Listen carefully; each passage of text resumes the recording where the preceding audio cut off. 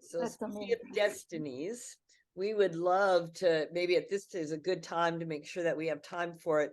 We'd love to hear your ideas that you want to say to the young people that are listening tonight, but also who will listen to you on the YouTube. What is your advice? What strategies? What is your life wisdom thus far in your young life that you would like to share with these some of these students are just now in college, but some have graduated, but they're still looking towards their career. So over to you, Afia, for your words of wisdom for them. Yeah, my words of wisdom for them are a little bit unconventional, right? Um, we always tell youth to chase their dreams, right? We always tell them, you know, find your passion and you'll never work a day in your life. But I don't believe that's true. I believe the work has to come first, and you have to take your time and learn the foundations, right? That's why math is so important. When I was in school, math was my worst subject. I absolutely despised it. It was just so difficult for me because I think in languages, I think in words, I think in pictures and art. So math was like, why are there letters and numbers in the math? Like, I couldn't understand it. But it is very, very important for youth to have a foundation, right? You won't use, the Pythagorean theorem every day, right?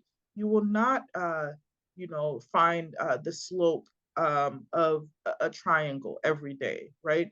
But it is important that you start there because school and education is meant to teach you how to think, right?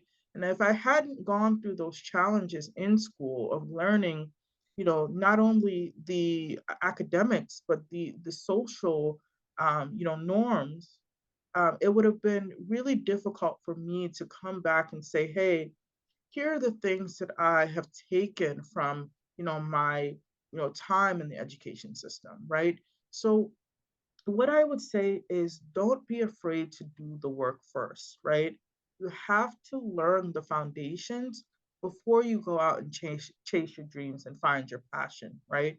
Because, you know, even though there are a lot of youth who can skip that stage and become, Mark Zuckerberg and, they can become the next Bill Gates, without that foundation, you might spend a lot of years floundering because you don't have um, the foundation of discipline and hard work and doing things that you don't necessarily want to do, right?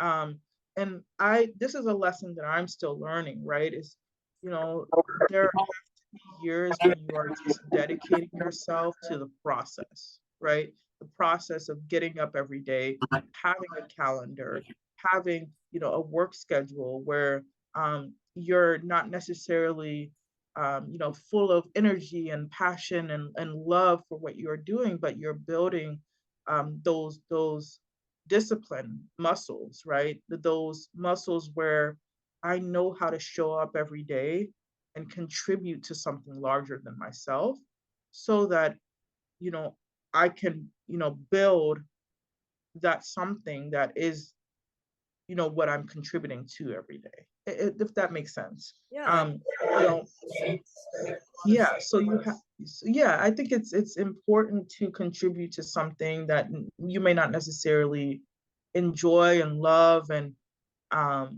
find fulfilling until you learn how to contribute, and then you learn how to build that thing that you love and that you wake up and you're passionate about. um but I think it's very dangerous to skip the step before that. that's great. That's I wrote down the time that you said that so that could be in our 10-minute excerpt. Um, yeah, Anita. Uh, you mentioned about the paths where you are working on? Any aha moments? Ah, aha. Yeah. A lot of aha moments.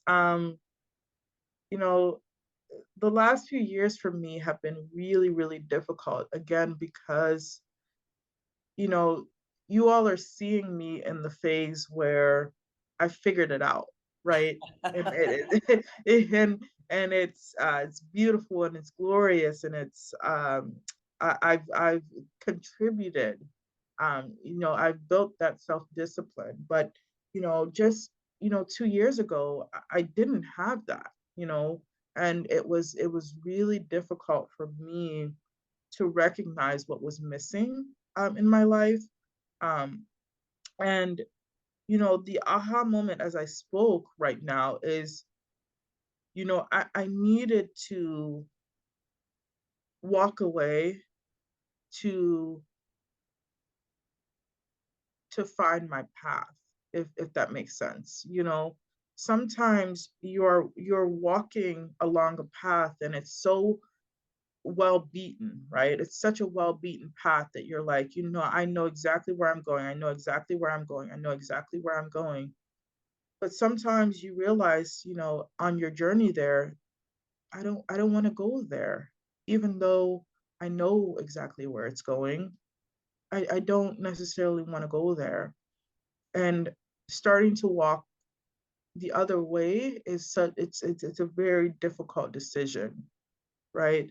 Um, Especially when you don't know how to start over, right? If you don't know how to begin the journey again, it's like, why would I choose to start over? Like, I know where I'm going, right? But, I think the aha moment for me was having to start over, having to create a new path where I have no idea where this is going, but I know it's going to be good.